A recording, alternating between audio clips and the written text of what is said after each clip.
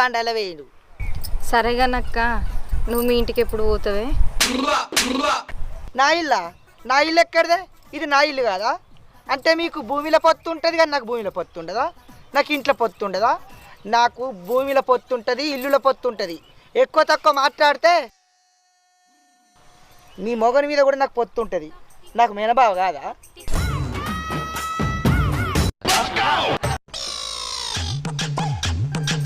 ఏందే చెల్లె, ఏమో మొగుడు అంటాంది, హక్క అంటాంది, ఏంది లొల్లి?